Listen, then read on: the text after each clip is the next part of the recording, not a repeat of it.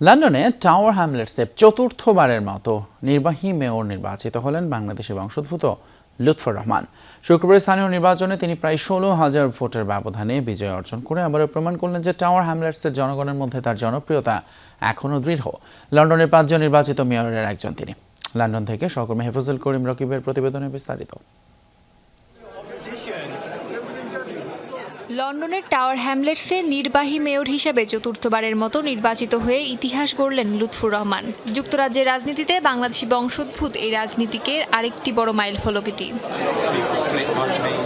নির্বাচনে ৩৫,৬৭৯ ভোট পেয়ে জয় নিশ্চিত করেন লুৎফর রহমান। তার নিকটতম প্রতিদ্বন্দ্বী লেবার প্রার্থী পেয়েছেন ১৯,৪৫৪ ভোট, আর তৃতীয় অবস্থানে থাকা গ্রিন পার্টির প্রার্থী পান ১৯,২২৩ vote.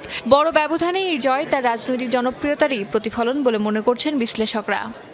We are extremely grateful to the people of Tower Hamlets and to our supporters, our well-wishers across the country and some of them beyond the borders of the UK, across the world. ২০১০ সালে যুক্তরাজ্যের ইতিহাসে প্রথম মুসলিম ও সংখ্যালঘু নির্বাহী mayor নির্বাচিত হয়ে আলোচনায় আসেন লুৎফর। এরপর ২০১৪, ২০২২ এবং ২০২৬ টানা ৪ বার এই পদে জয় পেয়ে টাওয়ার হ্যামলেটসের রাজনীতিতে নিজের প্রভাব আরও দৃঢ় করলেন তিনি।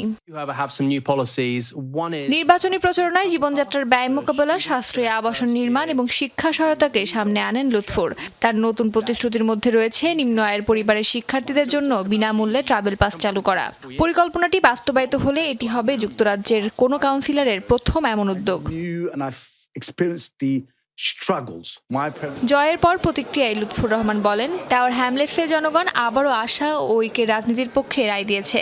জনগণের জন্য বাস্তব পরিবর্তন আনতে কাজ চালিয়ে যাওয়ার প্রতিশ্রুতিও দেন তিনি। Alhamdulillah, you have given us another mandate to serve you with dedication, with commitment, with the passion.